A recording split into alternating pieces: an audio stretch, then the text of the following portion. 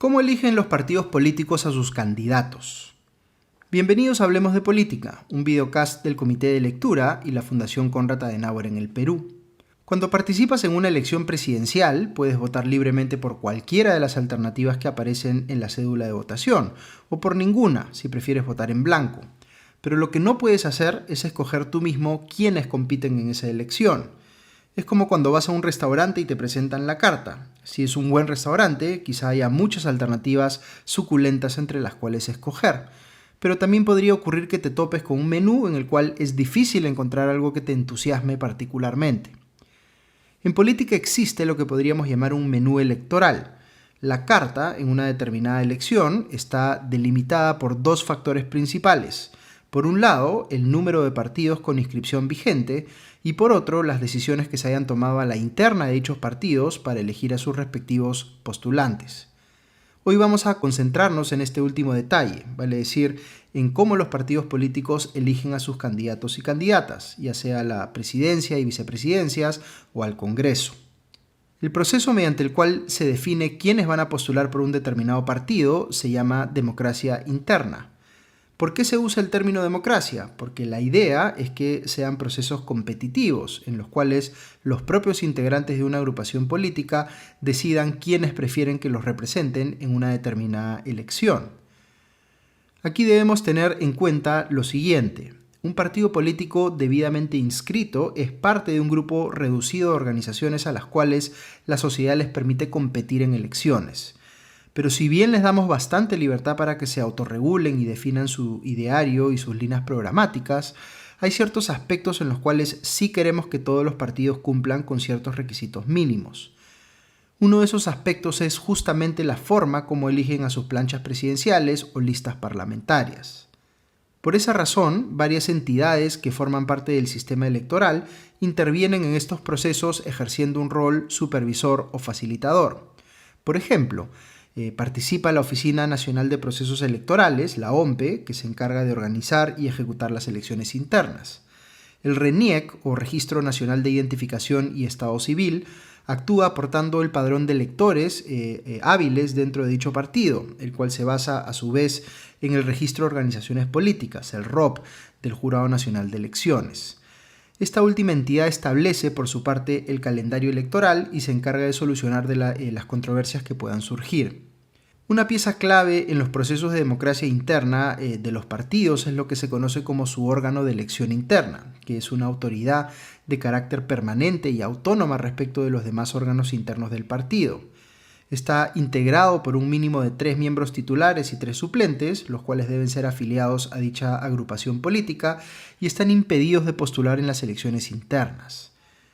En el momento en que se inscribe una lista para competir en el proceso de democracia interna de un partido, el órgano de elección interna tiene también la responsabilidad de fiscalizar que se cumplan los criterios de paridad y alternancia de género.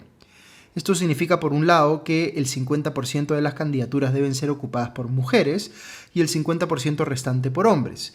Y por otro lado, que esas candidaturas deberán estar distribuidas intercalando hombres y mujeres o mujeres y hombres según sea el caso. Además de lo anterior, es bueno saber que para participar como precandidato o precandidata, una persona debe estar afiliada al partido en el registro de organizaciones políticas del Jurado Nacional de Elecciones y no tener sentencia ni siquiera de primera instancia por un delito doloso, dado que esto último es un impedimento legal para postular que recientemente se incorporó a nuestra legislación. Ya con eso en mente podemos preguntarnos, ¿cómo se vota? A estas alturas probablemente hayas escuchado o hayas participado directamente, si es que estás inscrito como militante en algún partido, de alguno de los mecanismos de democracia interna que las organizaciones políticas utilizan para elegir a sus candidatos tanto a la presidencia y vicepresidencias como al Congreso y al Parlamento andino. El proceso para elegir a los postulantes puede darse a través de dos modalidades. Elecciones del tipo un militante, un voto, es decir, con voto universal, libre, voluntario, igual, directo y secreto de los afiliados, o elecciones a través de delegados, según lo estipule el estatuto del partido. A su vez, estos delegados deben haber sido elegidos mediante voto universal, libre, voluntario, igual, directo y secreto de sus afiliados. Ahora bien, quizá hayas notado que existen candidatos que no pasan por los procesos de democracia interna de los partidos, es decir, no es que hayan ganado una elección en la que votaron los militantes, sino que fueron designados de manera directa. A estos candidatos, de manera coloquial, se les conoce como los invitados o invitadas. La Ley de Organizaciones Políticas sí permite estas designaciones y señala que es el estatuto interno del partido o movimiento el que regula cuántos candidatos pueden ser designados de manera directa, pero tal cantidad no puede ser superior al 20% de la totalidad de candidatos. ¿Y quién los designa? Pues el órgano estipulado por el estatuto del partido. Por lo general, el invitado es un ciudadano no militante o militante en otro partido, pero también se puede designar a un miembro del propio partido como candidato utilizando este mecanismo.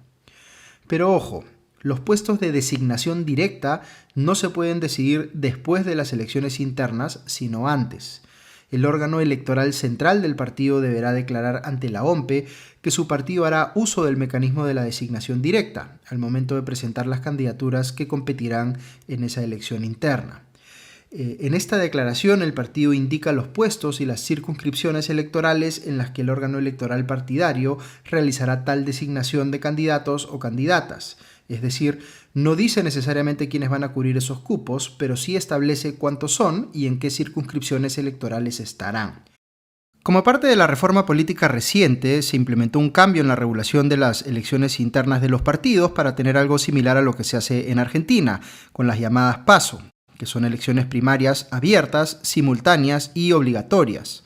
Si bien esta reforma ya ha sido aprobada para nuestro país, se aceptó su aplicación para las elecciones del 21, así que tendremos que esperar un poco más para verla implementada. Quizá no te haya tocado participar todavía en un proceso de democracia interna de algún partido. Tal vez tu relación con los partidos políticos sea más bien distante y suspicaz, pero recuerda lo que dijimos al inicio. En las elecciones, la carta está prefijada por los partidos políticos y sus propias decisiones sobre quiénes van a ser sus postulantes. Mientras mejores sean esos procesos de elección interna, mejores van a ser las alternativas cuando nos toque ir a votar en la elección general. Si no queremos desilusionarnos cada vez que nos muestran el menú electoral, bien vale la pena que nos involucremos en su definición.